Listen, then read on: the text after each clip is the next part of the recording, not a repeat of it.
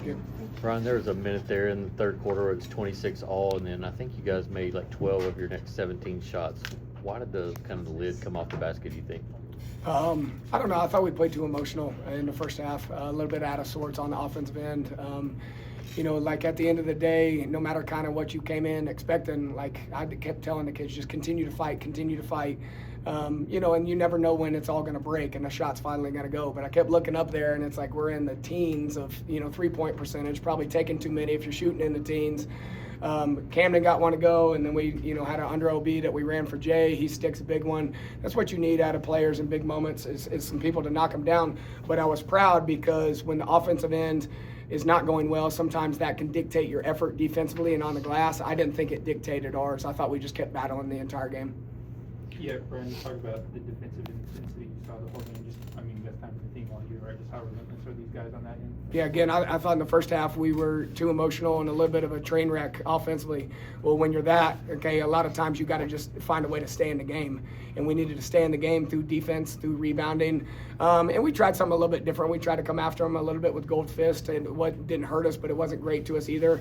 And I think when the game truly turned, we got to like what we've been on this run with, and it's just maintaining gap integrity, contesting every shot, and rebounding the ball at a high level. I was impressed with them, guarding the bigs. They want to try to high-low you every time. They did a good job, there. But a lot of times in the course of a game, it's just stay the course, keep fighting, stay grounded in what you're fighting for, and that's, our city for each other, and I thought they did that.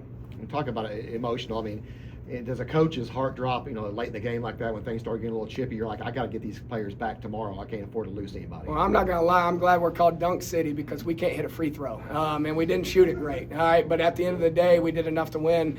I trust our guys, but it did get chippy, and it's going to get that way. You're talking about, 17-year-old kids fighting for their lives. Right? There's a livelihood. There's seniors out there that their career is over. It matters to them. You expect that kind of stuff. The biggest thing is you got to control what you can control, and our emotions, okay, and our verbal language, all of that's within our control. You got to keep a calm head and just keep our eyes on the mission. The mission is the championship. The mission's not to win a Final Four game. We did have some technicals, but I'm proud we get everybody just into that next round. Jamir, how much did y'all have to reset mentally after the first round game? Because that was so easy. Everybody's dunking, everybody's making threes, and it felt like such an easy win. Tullahoma's got a lot of experience.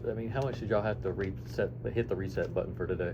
Well, we just had to come into this game think nothing was guaranteed, or Coach Collins told us to not have an expectation because of our performance that we had Wednesday. It was Wednesday. Sure. Yeah, Wednesday. So we just came out there and then just battled because he said it was going to be a battle. We knew it was going to be a battle, and that's really all. Jamir, can you just talk about how success breeds success? You're playing in your third state championship game tomorrow. You've won 3 state football titles.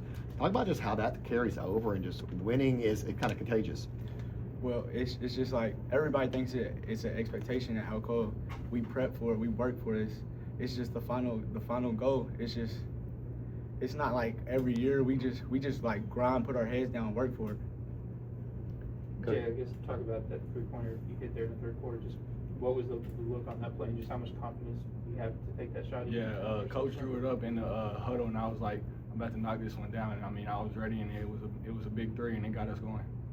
How much pride for both y'all do you have just defensively, kind of when the offense isn't there early, but just the way you guys impacted the game defensively? Just how big is that for you? Yeah, we're just talking on defense. Coach told us when we got at halftime, he said, y'all only got 1 rebound and 4 rebounds, something like that. So he told us to go out there and do what we do and finish the game. Coach, the matchup with Fulton, it's a program you have a lot of familiarity with. Y'all played in the regular season, and they've been a standard in the state for so long. Just what are you expecting out of that game? Yeah, testament to East Tennessee basketball. Cool to see 2 teams in the Knoxville area playing. Ultimate respect for Jody Wright and his program. They are standard. I remember when I first came to Alcoa and we were in the league with them in AE, I always kind of felt like if we could just win the league, we were state title good. And that's how I felt about Fulton. They were state title good regardless, of circumstance. So, to be battling a familiar foe, is great. At the end of the day, we don't ever want it to be, about a competitor and beating somebody. We just want to be the best version of ourselves. We're confident that the best version of ourselves is good enough, and we'll try to unleash and locked out one more time tomorrow, just 32 more minutes. This will be my last question. Jay, can you talk about the difference 3A basketball has been, from 2A the past, several years? Yeah, we really had a hard hard schedule. So, it was a big step up for us. But, we got prepared for it, and we were ready to go. Jamir, go ahead. For either players, what do you remember about the Fulton game this year? What do you kind of expect out of this one? Yeah, it was big. I think it went into overtime, and we just came up with it by like a couple points. So, it was a fight. It was a fight. Jamir, last year the loss in the state championship game was an emotional one for everybody involved from Alcoa. Just what has that done for you guys in terms of a motivating factor this week, and how much do you want to make sure you go out on top? Oh, we all want to make sure we come out with it, because we don't want to go out like how we did last year. We want to play for each other, for the city. We just want to win. We're gonna do anything to win. Good. Everybody good? Playing Alcoa, just a ton of athletes. Just what makes them such a hard team to scheme against? That's it. They're fantastic, super well coached. That was probably the difference in the game today. They got a better coach than these guys do, but they do so many good things well.